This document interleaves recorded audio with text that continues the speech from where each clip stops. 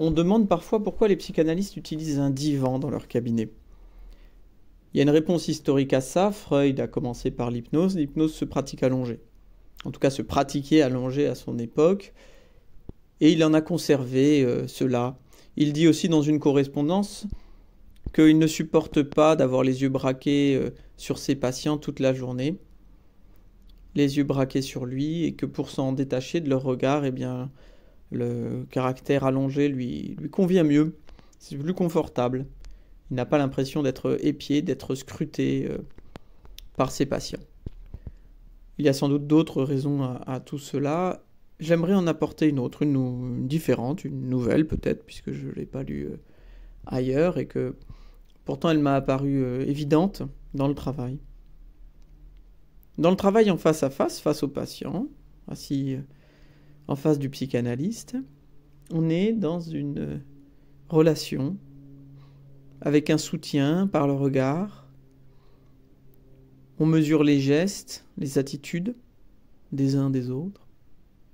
Il y a, en plus de la parole qui s'échange, cette lecture des corps.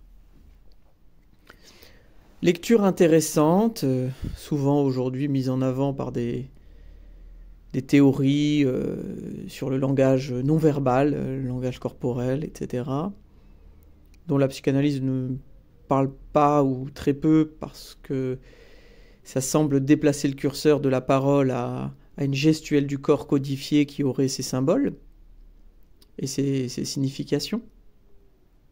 Non, ce qui se passe, à mon sens, par l'introduction du divan dans la psychanalyse, c'est le fait de non plus axer le rapport de l'analyse sur une relation interpersonnelle, de face à face,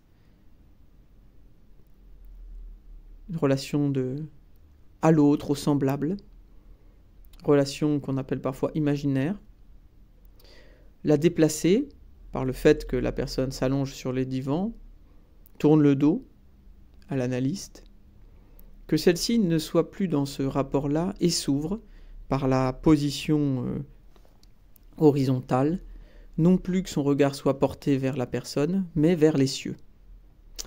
Autrement dit, vers un ailleurs, vers une ouverture plus large, étendue, infinie, illimitée.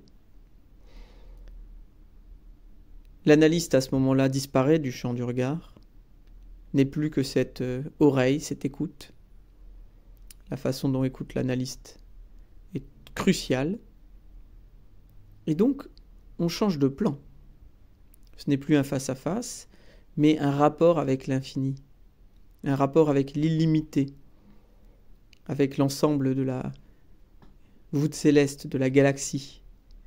Et cela change tout, parce que le rapport à soi n'est plus dans un rapport imaginaire à celui qui est en face, pour mesurer si ce que l'on dit est acceptable, toléré, adoubé, validé, mais par une certaine position face à soi, dans l'infini des possibilités, sans avoir besoin, sans ne plus avoir besoin de s'affronter à l'autre. En termes lacaniens, on pourrait dire qu'on passe d'un rapport au petit autre au grand autre. Voilà, au grand autre dans la position horizontale et allongée. Voilà ce que je voulais annoncer donc sur cette question du divan, et qui m'a été souvent confirmé par des patients qui disaient être allongé me permet d'être davantage en contact avec moi-même que quand je suis en face de vous. J'ai l'impression de me recentrer sur moi, de ne pas craindre votre regard, vos gestes, et donc de me rencontrer mieux, plus profondément.